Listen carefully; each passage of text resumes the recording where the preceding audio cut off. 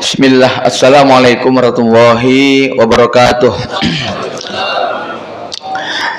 Innal hamdalillah nahmaduhu wa nasta'inuhu wa nastahdihi wa natubu ilaih wa na'udzu billahi min syururi anfusina wa sayyiati a'malina may yahdihillahu fahuwal muhtadi wa may yudlil falan tajida lahu waliyyan mursyida. Asyhadu an la ilaha illallah wahdahu la syarikalah wa asyhadu anna Muhammadan abduhu wa rasuluhu la nabiyya wa la rasula ba'dah. Allahumma shalli ala Muhammadin wa ala Muhammad kama shallaita ala Ibrahim wa ala ali Ibrahim innaka Hamidum Majid. Raditu billahi robba wa bil islami dina wa bi Muhammadin nabiyya wa rasula. Asbahna ala fitratil islam wa kalimatil ikhlas wa ala dinin nabiyina Muhammadin sallallahu alaihi wasallam wa ala millati abina Ibrahim hanifan muslima wa ma kana minal musyrikin. Allahumma inna nas'aluka ilman nafi'a wa rizqan thayyiba wa amalan mutaqabbala. Allahumma taqabbal minna innaka antas samiul alim wa tub alaina innaka antat tawwabur rahim. Allahumma inna nas'aluka ridhaka wal jannah wa na'udzubika min sakhatika wan nar. Amma ba'du, para jamaah salat subuh yang dirahmati Allah Subhanahu wa taala, bersyukur kita pada Allah di kesempatan pagi ini pada Ramadan yang ke-19 ya sini ya. Allah berikan kita banyak sekali nikmat dan karunia-Nya. Mudah-mudahan Allah beri kita nikmat sampai sempurnanya Ramadan ini, bahkan hingga Ramadan-Ramadan berikutnya. Salawat serta salam semoga terlimpahkan kepada baginda Nabi Muhammad SAW, juga kepada keluarga, kerabat, sahabat, dan orang-orang yang meniti jejaknya sampai kiamat. Semoga kita termasuk yang mendapatkan janji syafaatnya pada yaumul kiamah. Di dalam Al-Quran surat Ar-Ra'du ayat ke-19 sampai ke-24 itu salah satu penjelasan tentang kriteria, ciri, karakter dan sifat mereka yang nanti di hari kiamat akan dikumpulkan di surga Aden, lengkap dari mulai kakek buyut sampai bapak, anak, cucu, cicit.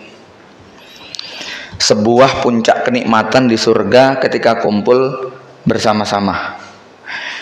Kita bisa bayangkan kalau di dunia jenengan dapat tiket nginep di hotel berbintang 5 VVIP, tapi anak istri kita di ruang parkir gitu ya. Rasanya gimana?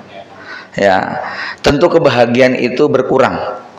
AC yang dingin jadi panas, sofa yang empuk jadi keras, makanan yang enak terasa hambar ketika kita dipisahkan dari keluarga kita.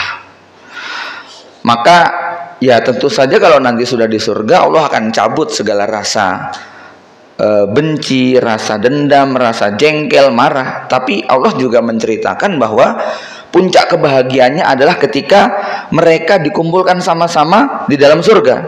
Ini seperti yang termuat pada ayat yang ke-23. Jannatu adnin yadkhulunaha wa man sholaha min abaihim wa azwajihim wa zurriyatihim. Mereka akan masuk ke dalam surga Aden, memasukinya bersama mbah-mbah mereka yang soleh, wa man sholaha min abaihim, bapak, kakek, mbah, wa azwajihim, dan istri-istri mereka. Ya, bayangin, istrinya 4 masuk surga semuanya. Masa. Wa zurriyatihim, cucunya sekian puluh masuk surga semuanya. Ya. Wal malaikatu yadkhuluna alaihim min kulli bab. Ketika mereka masuk surga disambut para malaikat yang ikut mengiring dan mereka mengatakan salamun alaikum bima sabartum fa ni'ma uqbaddar. Jamaah sekalian, ada kalimat menarik yang harus kita garis tebal dan garis bawahi. Kita cetak tebal dan kita garis bawahi, yaitu ucapan malaikat itu loh, ketika memberikan ucapan selamat sama kita. Selama ini ucapan selamat identik dengan keberhasilan materi. Selama ini selamat selalu terkait dengan hal-hal yang sifatnya prestasi.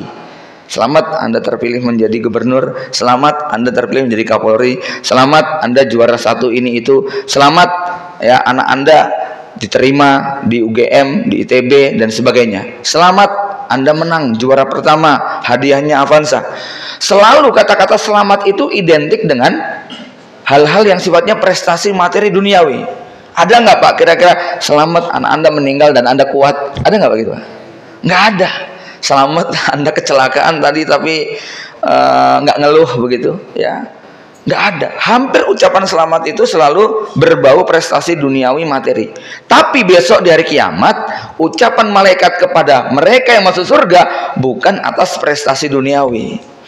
Nggak ada malaikat mau ucapan selamat waktu di dunia kamu orang terkenal, followernya banyak, subscribernya jutaan misalnya. Selamat waktu di dunia Anda punya rumah mewah. Tidak. Tetapi ucapan mereka adalah apa? Salamun alaikum bima sobartum. Selamat karena waktu di dunia kamu dulu sabar banget menghadapi segala ujian hidup. Ya, dan nanti kalau kita periksa ayat itu satu demi satu, ayat tadi berbincang banyak hal terkait dengan keluarga, karena ini konteksnya sedang masuk surga sama keluarga. Ya. Dan kita akhirnya menyadari bahwa kehidupan berkeluarga modal utamanya adalah sabar di dalam mendidik mereka. Sabar di dalam menghadapi kekurangan mereka. Sabar menghadapi gugatan, omelan, kemarahan mereka. Sabar dengan anak-anak kita yang nggak bisa diatur. Sabar dengan tuntutan istri yang begitu banyak. Maka suami yang punya kriteria sabar ini, dialah nanti yang akan mendapatkan kalimat ucapan selamat, salamun alaikum bima sobartum. Jamaah sekalian, sebulan yang lalu ada berita viral bagaimana seorang ibu muda usia 35, anak 3, nekat ingin menghabisi 3-tiganya, tapi kemudian hanya 1 yang kena. Ada yang menarik ketika ibu tadi kemudian diwawancarai singkat di dalam sel sementara. Sebenarnya apa yang Anda inginkan? Jawabannya membuat kita sebagai suami kudu ngelus dada. Dia mengatakan, saya cuma pengen disayang suami. Saya tidak ingin anak saya menderita sebagaimana saya. Ya, biar dia masuk surga mumpung belum akil balik. Ya. Mudah-mudahan saya nanti diberi taubat sebelum mati. Ini miris ya. Tekanan ekonomi yang sangat berat. Tak ada dukungan suami dalam hal cinta kasih sayang. Tidak punya dukungan dari keluarga besar, masa kecilnya tertekan, maka membuat otak si istri ini kemudian tidak mampu berpikir normal, sampai atas nama cinta kepada anak-anak yang masih kecil diwujudkan dalam bentuk pengen dihabisi. Kalau cerita ibu muda di Brebes yang sebulan ini viral mewakili dari kalangan menengah ke bawah, 16 tahun yang silam di Bandung kejadiannya serupa.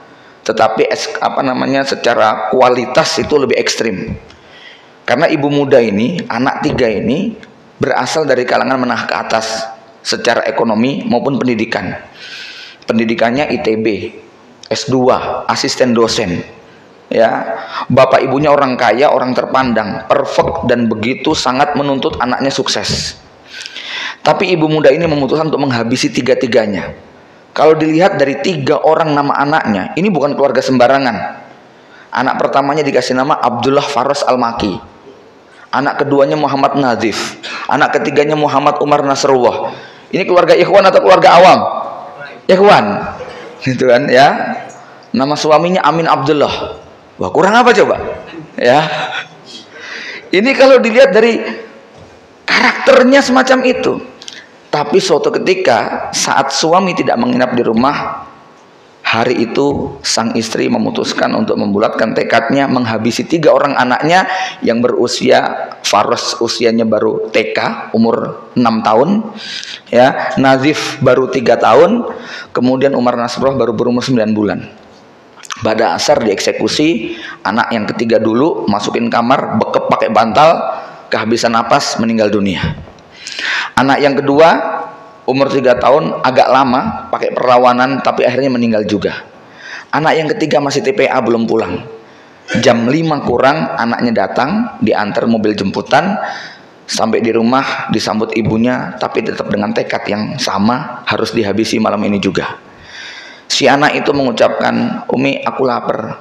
Ya, Faros lapar, minta makan. Diambilkan nasi dengan lauknya, maam sendiri.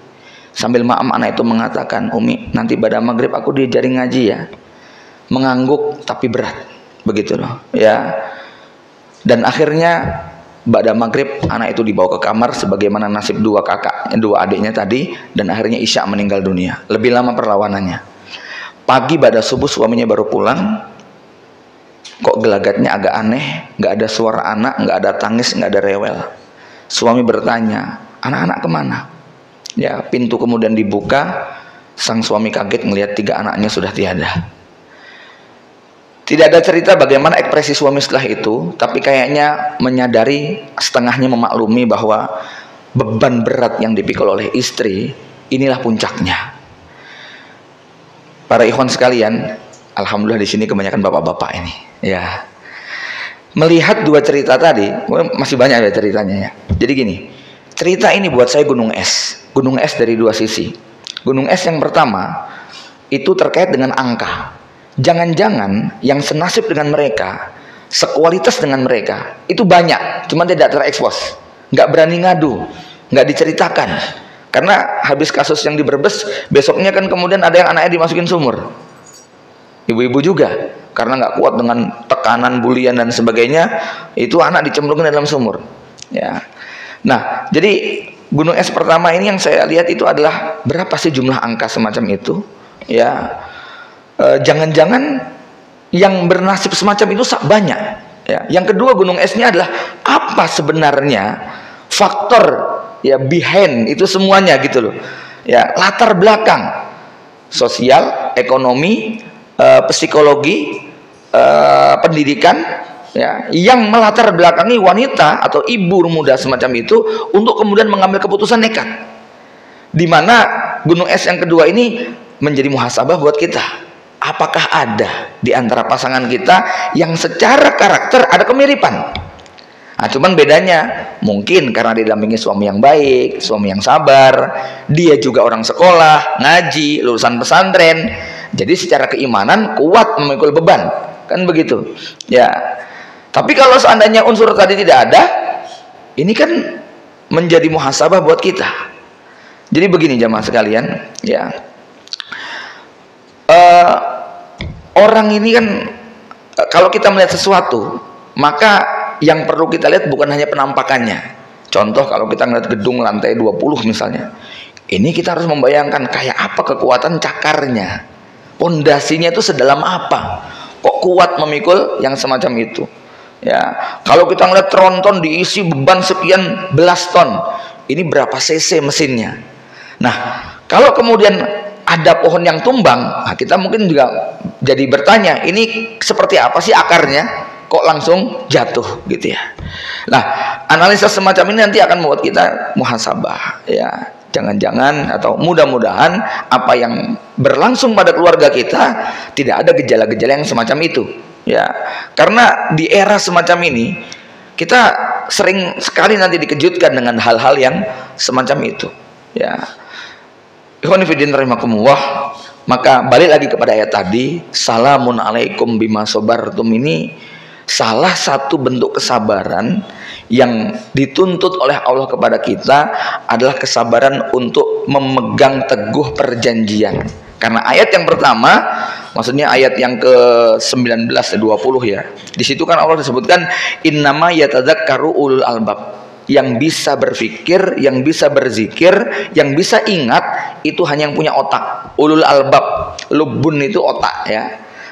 Ulul albab itu orang yang berpikir, orang yang punya otak ya. Siapa orang yang punya otak itu? Orang yang berpikir itu siapa? Alladzina yufuna bi ahdillah wa la yanqudunal mitsaq. Yaitu mereka yang memenuhi janji Allah dan tidak menciderai perjanjian.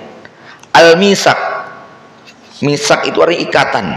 Dalam Al-Quran ada kata-kata misakon golizo, ikatan yang sangat kuat. Dan oleh Allah disebutkan 3 kali, 2 kalinya terkait dengan janji menyampaikan risalah. Pertama adalah misak, itu misak Allah kepada para nabi dan rasul 124.000 disumpah untuk menyampaikan wahyu, dan mereka kemudian memenuhinya.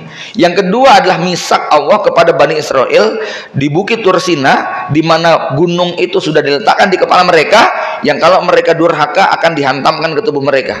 Dan yang ketiga, hari ini kita yang punya istri, yang punya anak pasti pernah mengucapkannya, yaitu misaqon ghalidho. Kalimatnya singkat, padat, tapi konsekuensinya sangat berat, yaitu pada saat kita mengucapkan qabiltu zawajaha wa nikahaha min nafsi bimaharin kadza wa kadza, atau aku terima akad nikah fulanah binti fulan dengan mahar sekian tunai. Ini yang disebut dengan misaqon ghalidho. Di sini ada yang mengucapkannya baru 4 tahun yang lalu, 5 tahun yang lalu, 10 tahun yang lalu, 20 tahun yang lalu, 30 tahun yang lalu, mungkin ada yang lebih. Tapi mari kita muhasabah, masih ingat nggak arti daripada qabiltu zawajaha gitu loh. Jangan-jangan itu kalimat yang mengalir begitu saja lalu kita lupa. Pernah ingat tapi kemudian lupa dengan konsekuensinya, bahwa arti daripada qabiltu zawajaha, aku terima akad itu konsekuensinya ternyata panjang sekali, Pak.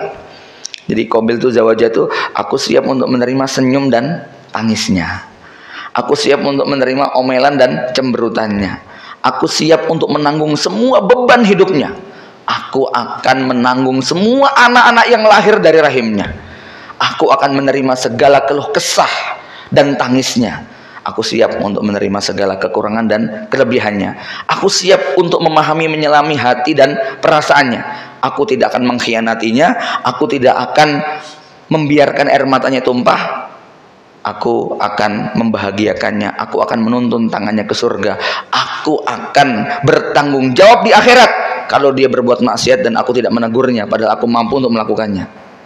Mau diterusin lagi, Pak? Wah, segini aja udah berat ini ya. Dengar konsekuensi gini aja kita sudah sangat berat sekali. Itu makna wala yang kudunal misak ya. Maka wajar kalau kemudian hadiahnya salamun alaikum bima sobartum. Betul-betul suami dituntut untuk sabar betul gitu kan ya. Bapak Ibu yang dirahmati Allah Subhanahu wa taala, maka kesabaran suami, jihad suami menafkahi istri lahir dan batin sampai akhir hayat ini butuh ilmu sabar. Jadi begini ya, buat kita yang awal menikah, ketika ketemu dengan calon kita itu mirip, calon kita itu mirip seperti gunung es, Pak. Yang kelihatan di atas itu paling hanya 10%. Maka rumusnya tuh sederhana, nikah itu cocoknya cuma 10%. Yang 90% adalah penyesuaian. Kalau kita tidak punya kemampuan menyesuaikan dengan segala perubahan, benturan adanya ya. Gunung es yang kelihatan hanya 10%, yang 90% tenggelam di bawah lautan. Ketika kita pertama kali ketemu pasangan kita lihat, wah kayaknya chemistry banget nih gitu ya, cocok banget gitu kan ya, kayaknya kalau saya sama dia bisa bahagia, kayaknya banyak sekali yang membuat saya kok klik dengan dia. Itu 10%, Pak. Nah, begitu kita kemudian qabiltu, menyelami hari-hari, maka seperti Anda menyelami gunung es, makin dalam makin nyesek ya enggak? Kalau nggak punya alat bantu yang kuat, nggak punya alat selam yang kuat gitu ya, kita sudah kelepek-kelepek itu, kehabisan napas, nggak punya oksigen untuk menyelam ke bawah, makin ke dalam tekanannya makin kuat. Tapi itu harus dijalani, nggak bisa kemudian kita hanya terima suasananya seperti suasana pengantin baru aja. Sampai kita tua ini harus kita terima konsekuensi ini.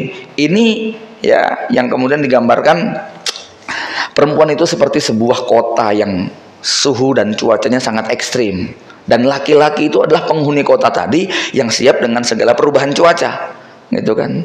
Dari mendung tiba-tiba terik, dari terik tiba-tiba hujan, guntur menggelegar, angin kencang dan sebagainya.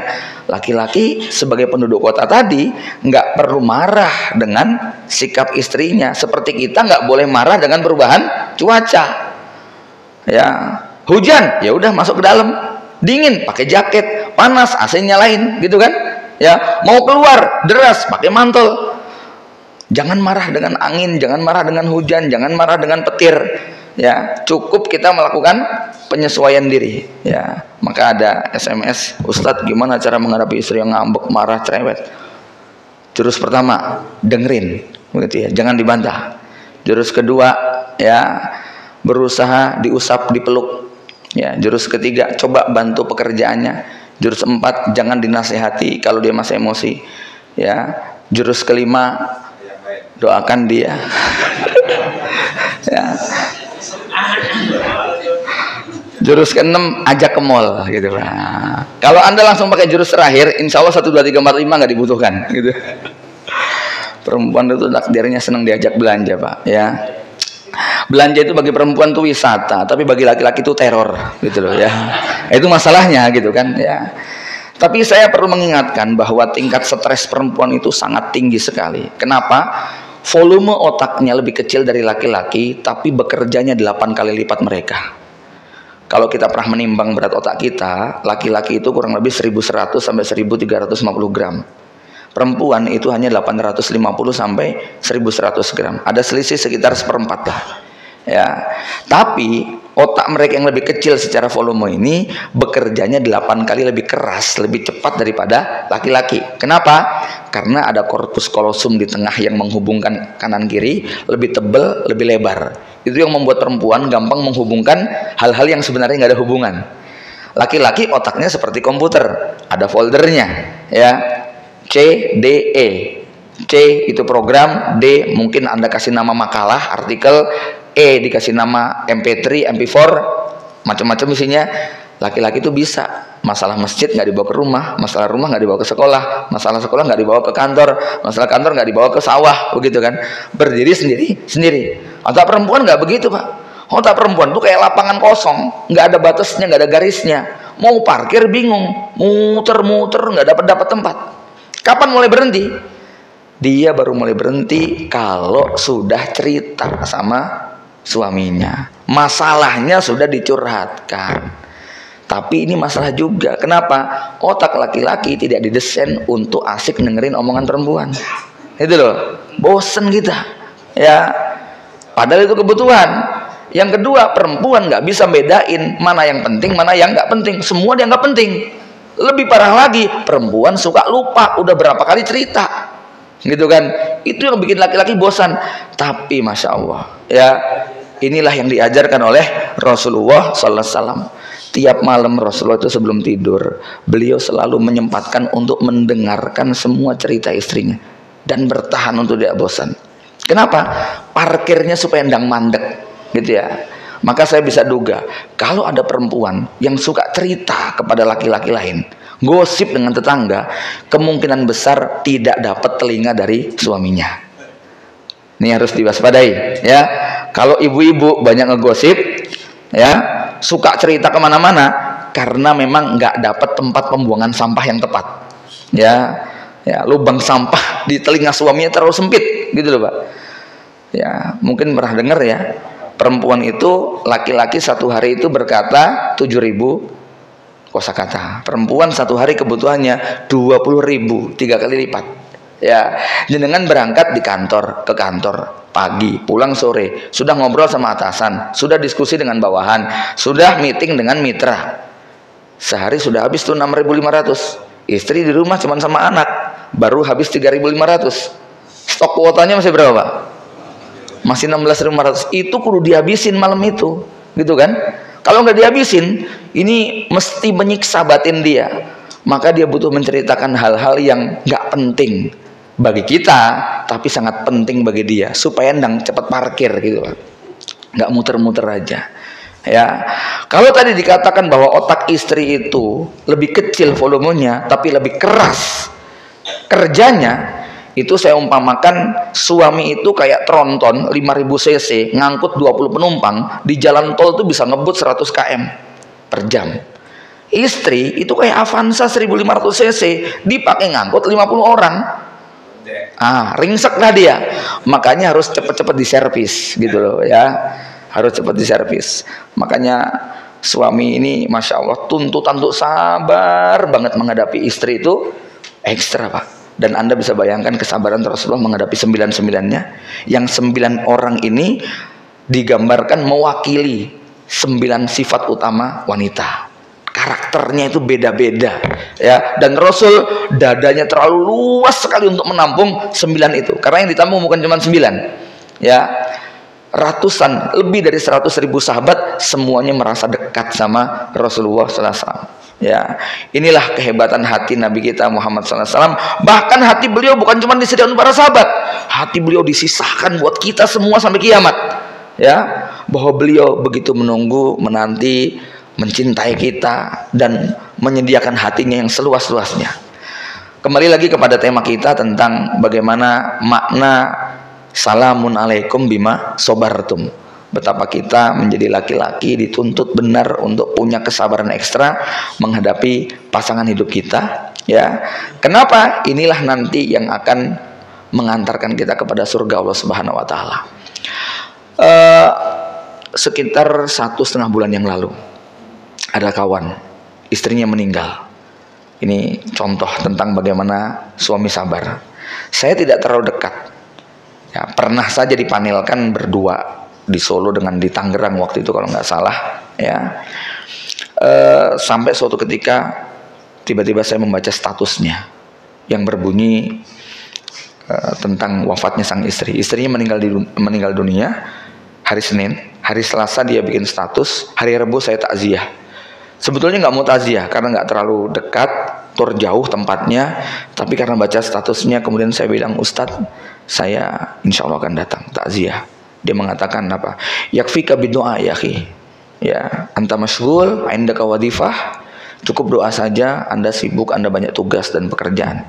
Ya, jazakumullah khairan. Saya bilang, enggak Ustadz, saya harus datang. Ya, saya minta waktu antum, sediakan waktu untuk saya akan datang dengan anak-anak saya bawa datang dengan kamera, saya pengen diskusi dengan Anda, bagaimana Anda kuat bersabar menghadapi istri yang sakit 9 tahun, parah, penyakitnya langka, dan suaminya bertahan. Karena kalimatnya begini, statusnya berbunyi begini, yaumama satas alina ayyuhuma ahammu hayati am hayatuki wala ta'lamina satadhabina ba'idan wala ta'lamina bi annaki hayati, kata dia. Wah, ini so sweet banget loh Pak, ya. Suatu hari engkau bertanya, mana yang lebih penting, hidupku atau hidupmu? Ya, padahal engkau sebentar lagi akan pergi dan engkau tidak tahu. Ya, aku jawab, tentu saja hidupku, tapi engkau akan pergi jauh dan tak kembali lagi, dan engkau tidak tahu bahwa engkaulah kehidupanku. Ya. Kemudian status yang kedua berbunyi begini, ya. Ajaban liman la yaskuruha ala tamami nikmati sihah wa qad madat li ummil aulad li ummi auladi tis'u sanawatin wa zaqat syiddatal alam wa lam taqulu illa ma yarduha rabbuha. Sangat aneh kepada orang yang tidak bersyukur dengan karunia kenikmatan sehat. Sungguh ibu dari anak-anakku ini telah menderita selama 9 tahun dan merasakan sakit yang la akadu asifuha wala taqulu illa ma yarduha rabbuha, yang aku tidak mampu melukiskannya, tetapi dia tidak pernah mengucapkan kata-kata kecuali yang diridhoi Allah Subhanahu wa taala. Rahimahullah, kata beliau, gitu kan, ya. Innaha tantaqilu ila jiwarillah. Ya, dia berpindah menuju sisi Allah, ya. Fafi jiwarillah ahsanu min jiwari. Keberadaannya di sisi Allah lebih baik daripada di sisiku. Jadi sang istri sakitnya giant leg Pak, kaki lebih besar daripada kaki raksasa. Bobot terakhirnya 160 kilo. Hanya itu bisa terbaring di atas ranjang. Suaminya bukan orang yang sehat biasa. Operasi jantung 3 kali, ganti klep, kemudian penyakit-penyakit yang lain. Tapi beliau bertahan, bersabar, menjadi single parent untuk 3 orang anaknya, untuk istrinya yang tidak bisa memenuhi tugas-tugas dan kewajibannya, ya, dan tawaran nikah lagi berkali-kali. Tapi dia bertahan. Dia mengatakan kepada para ikhwan, ustadz yang nyuruh dia untuk nikah lagi, jelaskan kepada saya konsep keadilan poligami. Yang satu sakit, nggak mampu berbuat apa-apa, yang satu sehat bahagia. Gimana saya bisa berbuat adil kepada keduanya? Demi Allah saya tidak akan menikah lagi sampai dia meninggal dunia atau dia sembuh. Ya, sampai kemudian Allah kemudian mengambilnya. Cerita mengalir 2 jam, panjang lebar. Saya tanya, Ustadz, energi apa yang antum miliki sampai Anda mampu bertahan semacam itu? Ya, dia mengatakan bahwa saya tidak memandang bahwa ini adalah istri biologis semata, tapi saya melihat ini adalah titipan Allah yang diamanahkan kepada saya. Saya harus kembalikan dengan keadaan yang sebaik-baiknya. Tahun ke-6 setelah operasi, ini leher sudah dipasang alat. kalau dicabut meninggal dunia, dipasang juga nggak sembuh, gitu ya. Biayanya jutaan, tiap bulan mungkin angka 25-30 juta hanya untuk ininya saja, ya. Akhirnya disuruh tanda tangan, cabut atau pasang. Kalau dipasang biayanya sekian, kalau dicabut ya meninggal, begitu ya. Akhirnya anaknya dipanggil, "Nak, menurut kamu gimana?" Si anak mengatakan, "Abi, kita laki-laki, kalau pakai logika nggak sanggup kita untuk menyelesaikan ini. Dari mana biayanya? Tapi kalau pakai rasa, anak mana yang tega tanda tangan untuk kematian ibunya?" Ya, Abi bertahan. Subhanallah, 3 tahun bertahan dari pos itu. 6 bulan sebelum meninggal dunia sudah pakai tabung oksigen, ya. Sampai kemudian, masya Allah, ya, saya lihat kuat sekali orang itu, gitu kan. Ya, maka saya bilang kepada anak-anak saya nyoting, "Nak, dengerin, nak, besok kamu jadi suami, ya. Nih, bersabar yang semacam ini."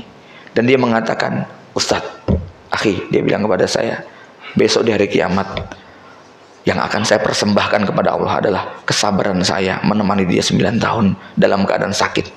Begitu ya. Ini masya Allah nih, buat para suami, harus melihat bahwa istri kita adalah ladang amal yang sangat besar. Pada saat yang sama saya juga disuguhi pemandangan yang sebaliknya, istri yang sabar. Kawan saya, murid saya yang sakit terhitung sudah 14 tahun. Ya, dia kecelakaan 3 tahun setelah menikah. Punggungnya patah, sarafnya putus, semua organ dari perut ke bawah nggak berfungsi. Jangankan hubungan biologis yang menjadi kewajibannya, BAB BAK saja harus menggunakan alat. Ya, tahun kedua atau tahun ketiga, ada yang kemudian mengingatkan dia, "Ya akhi, ini setannya banyak. Istri kamu masih muda, belum punya anak. Ya, harus berani menantang." Saya jadi teringat kisah Aminah Qutb ketika beliau menikah dengan Kamal As-Sasaniri di penjara. Karena Kamal begitu mengikuti postingan Aminah Qutb yang kalau bikin syair itu betul-betul bikin meleleh hati kita. Ya, syairnya sampai sekarang makin menggema. Akhirnya dinikahkan di penjara oleh Said Qutb karena Said Qutb melihat ini orang soleh, orang baik. Tapi setelah nikah ya pisah. Ya, di penjara puluhan tahun, seumur hidup. Sampai Kamal kemudian memutuskan karena rasa cintanya pada saat menjenguk, "Aku beri kamu kebebasan kalau kamu ingin minta cerai. Karena aku tidak mampu memberikan apa yang menjadi hakmu, apa yang menjadi kewajibanku." Tapi subhanallah, Aminah Qutb tegar dan kuat. Ya, kita akan melangkah di jalan dakwah dan jihad ini bersama sampai ajal menjemput. Dan kemudian Kamal dibebaskan, tapi 7 tahun kemudian setelah dibebaskan, berjihad di Afghanistan, ketangkep, dibawa kembali ke Mesir, dieksekusi hukuman mati. Disitulah kemudian Aminah dalam kunjungan terakhir menyampaikan sebuah syair yang sangat populer sampai sekarang, "Hal turona naltaki am annaha." Ya, nanti bisa diklik "Hal turona" itu ya. Itu syairnya Aminah Qutb sebelum suaminya digantung. Baik, cerita tadi juga menimpa kepada kawan saya yang beliau setelah itu kemudian berani mengatakan kepada istrinya, "Mi," dalam kondisi berbaring, dia panggil istrinya, "Kalau kamu pengen meminta hakmu, aku berikan. Aku ikhlas. Aku siap hidup seperti ini sendirian." Ya, kejadiannya tanggal 8 bulan Agustus tahun 2008 jam 8 malam. Angka cantik lah, ya. Jadi saya masih ingat cerita ini. Dan subhanallah, apa kata sang istri? Istri mengatakan, "Abi, Mas, ya, sejak saya melihat kenyataan ini, maka saya tanamkan dalam hati saya yang paling dalam, surga saya bukan merawat anak, tapi surga saya merawat suami." Ya, bismillah. Subhanallah Pak, sampai detik ini mereka bahagia, mereka bisa menjalani kehidupannya. Ya, bagaimana kesabaran istri 14 tahun. Ya, menemani suami yang tergeletak, terbaring, tapi memang suaminya tegar, semangat, bisnis tetap dia jalani di kursi rodanya, mimpin majalah masih bisa, taklim masih kuat, gitu kan. 1 bulan nulis 7-8 naskah, buku yang dikarang tebel-tebel, gitu ya. Nah, ini yang membuat istri jadi semangat juga. Nah, suaminya ngeluh, loyo, letoy, "Aku gini, aku gitu," adanya ngeluh, tinggal, gitu ya. Sampai kawan-kawan saya menyaksikan dia, ini kalau bukan karena tawakal dan iman yang kuat, ya udah bunuh diri dia, begitu, merasa jadi sampah. Tapi subhanallah Pak, ya dalam undangan jumpa penulis datang beliau ke kantor saya, naik ke lantai 2 digotong sama istrinya pakai kursi roda. Wah subhanallah, ini orang kuat sekali, gitu kan ya. Yang kuat apa ya? Mentalnya, jiwanya, ya. Maka kesabaran menghadapi anak-anak kita, menghadapi istri kita, ini yang dibutuhkan adalah kekuatan jiwa kita. Mudah-mudahan Allah berikan taufik kepada kita, sampai nanti kemudian di akhirat malaikat mengucapkan salamun alaikum bima sabartum fa ni'ma uqbaddar. Aku qouli hada wa astaghfirullahaladzim. Assalamualaikum warahmatullahi wabarakatuh.